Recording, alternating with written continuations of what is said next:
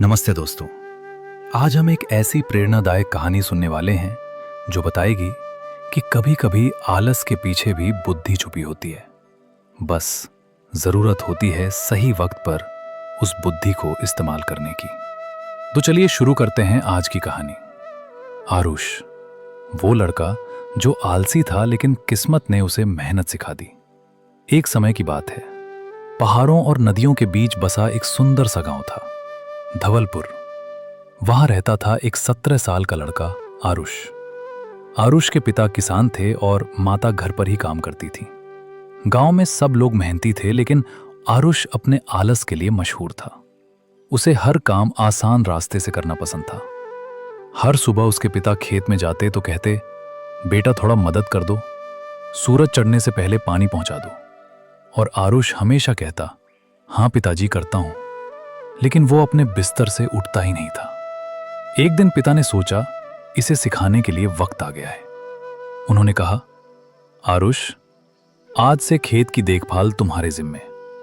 आरुष ने सोचा, बस कुछ चिड़ियों को भगाना है, इसमें क्या मुश्किल है। पर जैसे ही वो खेत पहुंचा, उसे एहसास हुआ कि ये उतना आसान नहीं जितना वो सोचता था। हर तरफ चिड़िया धान खा रही थी। बाकी किसान उन्हें डंडों और आवाजों से भगा रहे थे। आरुष ने सोचा, इतनी मेहनत क्यों, मैं तो कुछ अलग करूंगा। उसने खेत के चारों ओर लकड़ी के खंभे गाड़े, उन्हें रस्सियों से बांधा और घंटियां लगा दी। अब जब भी रस्सियां हिलती, घंटियां बजती और चिड़िया उड़ जाती।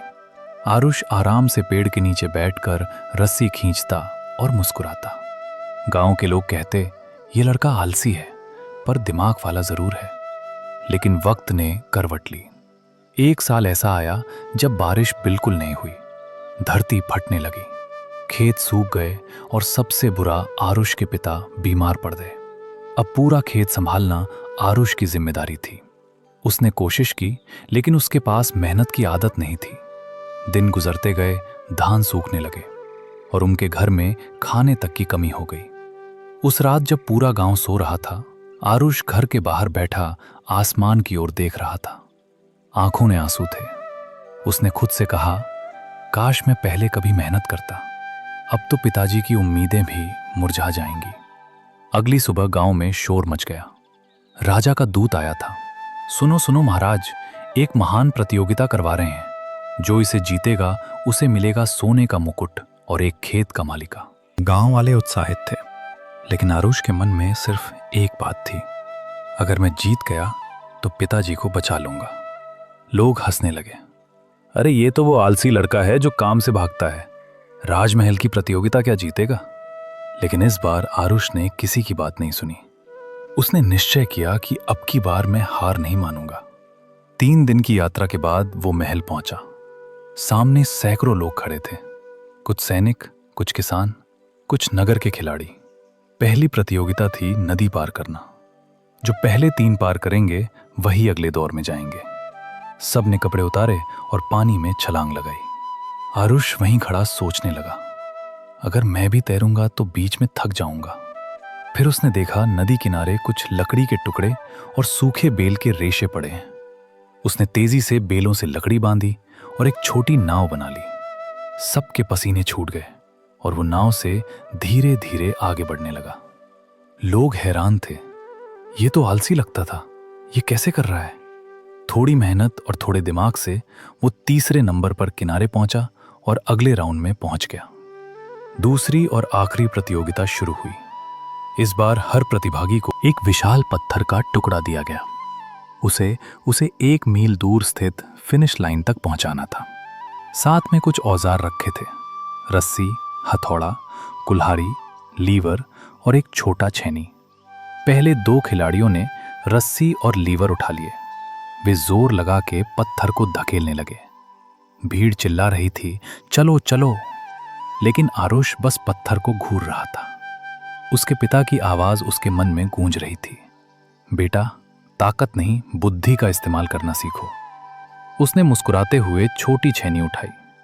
लोग हंस पड़े, क्या करेगा इससे, पत्थर तराशना चला है क्या। हाँ वही तो। आरुष पत्थर के किनारों को तराशने लगा। धीरे धीरे उसने उसे गोल आकार दे दिया। अब वो पत्थर नहीं, एक भारी पत्थर की गेंद बन गई। उसने उसे हल्का सा धक्का दिया और पत्थर लुढ़कने लगा। भीड़ अवाक रह गई। बाकी लोग पसीना बहा रहे थे और आरुष बस अपनी बुद्धि के दम पर आगे बढ़ रहा था। अंत में उसने वो फिनिश लाइन सबसे पहले पार कर ली। लोगों ने जोरदार तालियां बजाईं। राजा ने कहा, आज तुमने साबित कर दिया कि समझदारी सबसे बड़ी ताकत होती है। इनाम के रूप में उसे सोने का मुकुट और अपने पिता के नाम एक नया खेत मिला। वो दौड़ता हुआ घर पहुंचा और पिता के हाथों में मुकुट रख दिया। पिता की आंखें भर आई। उन्होंने कहा, देखा बेटा, जब इरादा सच्चा हो तो आलस भी हार मान जाता है। आरुष मुस्कुराया और बोला, अब मुझे समझ में आया पिताजी, मेहनत ही असली जीत है और दिमाग से की गई मेहनत सबसे बड़ी ताकत। तो दोस्तों, इस कहानी से हमें यह सीखने को मिलता है कि कभी-कभी हम सोचते हैं कि हम आलसी हैं, लेकिन असल में हमें बस एक कारण चाहिए होता है।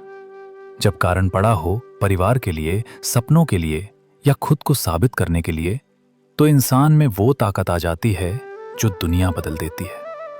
इसलिए अगर कभी मन करे कुछ छोड़ने का, तो याद रखना, आरुष भी कभी आलसी था, लेकिन जब उसने ठान लिया तो किस्मत भी उसके साथ हो गई। अगर आपको ये कहानी पसंद आई हो तो लाइक, शेयर और सब्सक्राइब जरूर करें, क्योंकि ऐसी कहानियां